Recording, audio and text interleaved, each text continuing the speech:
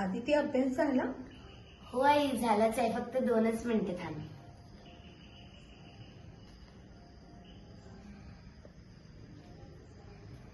आई ग, अभ्यास झाला. आज काय तर नवीन पदार्थ बनवूयात का? जेवण बनवलं आहे. प्लीज. बनवूया. काय बनवूया? कटलेट. बाहेर मस्त पाऊस आणि आतमध्ये गरमागरम कटलेट. वाह. चल मग बनवूया. चला बनवूया. तू पुढे जा, मी 2च मिनिटात आले. मग चला तर पाहूया आपल्याला काय काय साहित्य लागते. हे आहे कोबी, काकडी, बीट, ढबू मिरची,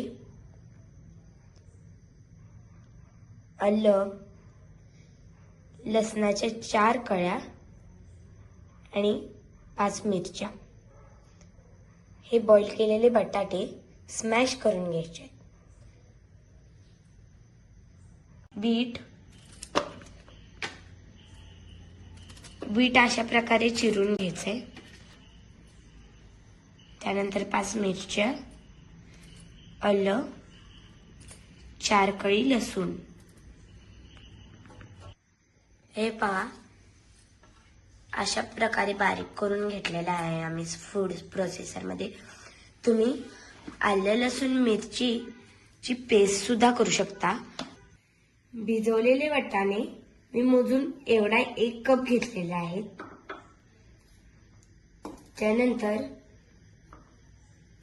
आपण आपले बॉइल्ड पोटॅटो स्मॅश करून घ्यायचे आहेत स्वच्छ हाताने. हे आहेत बॉइल केलेले बटाटे, आपण स्मॅश करून घेतले. त्यानंतर हा आहे कॉर्नफ्लॉर, आपल्याला याचं लिक्विड करून घ्यायचंय. त्यानंतर शेवई कोटिंगसाठी.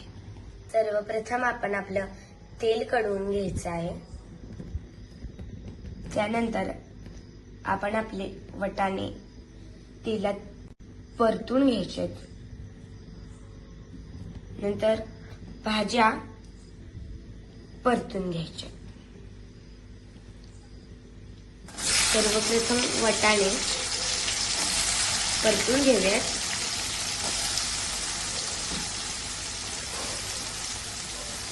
तर आपण पाहूया कोणकोणते मसाले लागणार आहेत.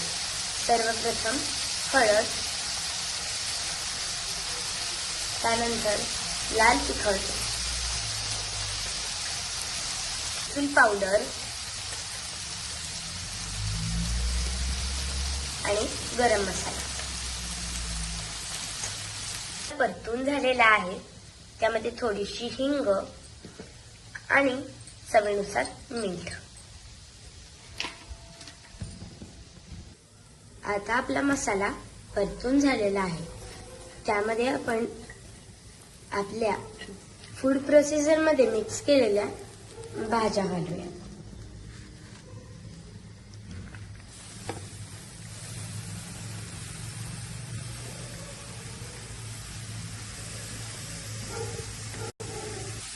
दोन मिनिटं वाफवून यामध्ये आपले स्मॅश केलेले पोटॅटोज घालूया.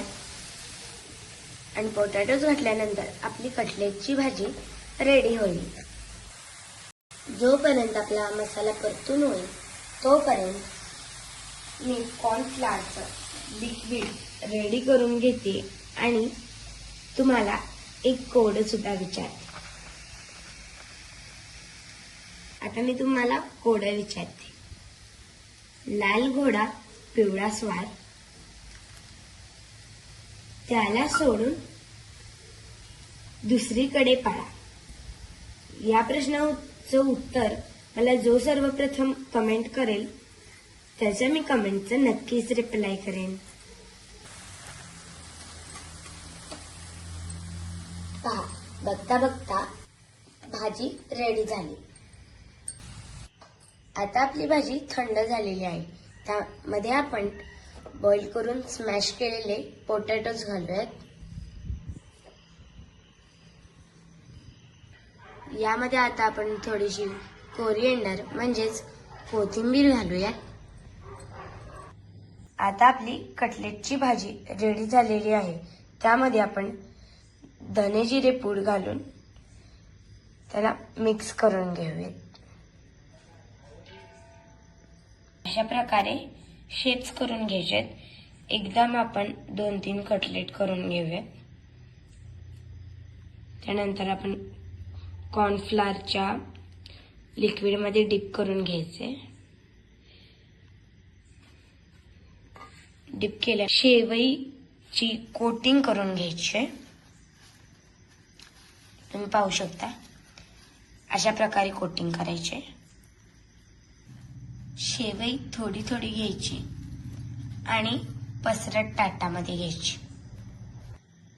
अशा प्रकारे सर्व कटलेट्सची कोटिंग करून घ्यायचे आणि त्यानंतर आपण यांना तळायला सोडायचे.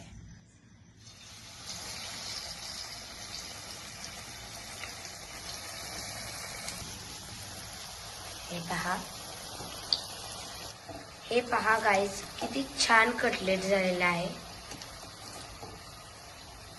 आता आपण हे प्लेटमध्ये काढून घ्यायचे.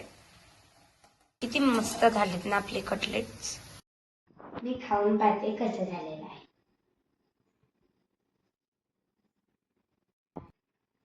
हे पहा किती क्रंची आहे.